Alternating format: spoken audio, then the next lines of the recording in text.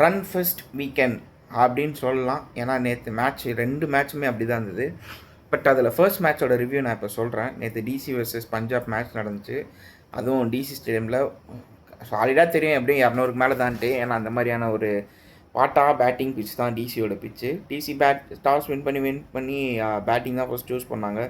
So of course ஒரு நல்ல batting ட்ராக்னால heat அந்த ஒரு காரணத்துக்கு சூஸ் பண்ணியிருந்தாங்க.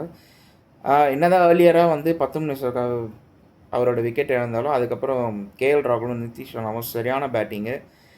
கேஎல் ராகுலுக்கு நேற்று பால் வந்து ஃபுட்பால் சைஸில் தெரிஞ்சது போல் அடிச்சு மிரட்டிட்டாப்பில். அந்த ஒரு சைடில் என்ன தான் ஸ்லோவாக ஸ்டார்ட் பண்ணாலும் அதுக்கப்புறமா பயங்கரமாக ஒரு 195 ஸ்ட்ரைக் ரேட்டில் பயங்கரமாக கொண்டு போயிட்டார் நிதிஷ் ராணா. பவுலர்ஸால் ஒன்றுமே பண்ண முடியலங்க. சின்ன கிரவுண்டு இதெல்லாம் வந்து மேக்ஸிமம் இது தான் என்ன கேபிட்டலைஸ் பண்ண முடியுமோ அவங்களால முடிஞ்ச அளவுக்கு பண்ணாங்க. பட் அஃப்கோர்ஸ் சில கேட்சஸ் ட்ராப்ஸு, ராகுலோட கேட்ச் வந்து டக்கில் மிஸ் பண்ணது, அதுக்கப்புறம் 52ல் விஷாங்க் மிஸ் பண்ணது. விஷாங்க் இது கூட கஷ்டம். பட் இன்னொரு கேட்ச் வந்து சஷாங்க் சிங், அது அன்அக்செப்டபிள்.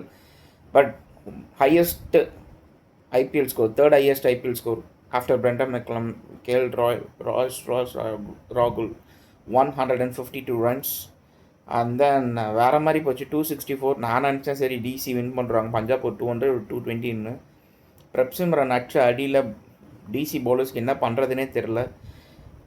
ஐயோ அந்த அடி அது ஒன்றுமே பவுலர்ஸ்க்கு வந்து அது நாம் என்ன பண்ணுறதுன்னு தெரில. 6 பாலுக்கு 6 ஃப்ளோர். அந்த சைடு ஒரு பிரயான்ச் ஆரியா வேறு ஒரு நல்ல ஸ்டார்ட்க்கு அப்புறம் பிரயான்ச் ஆரியாவை அக்சர் பட்டேல் தூக்குனார். பட் பிரப்சிம்ரன் அன்ஸ்டாப்பபுளாக இருந்தார்.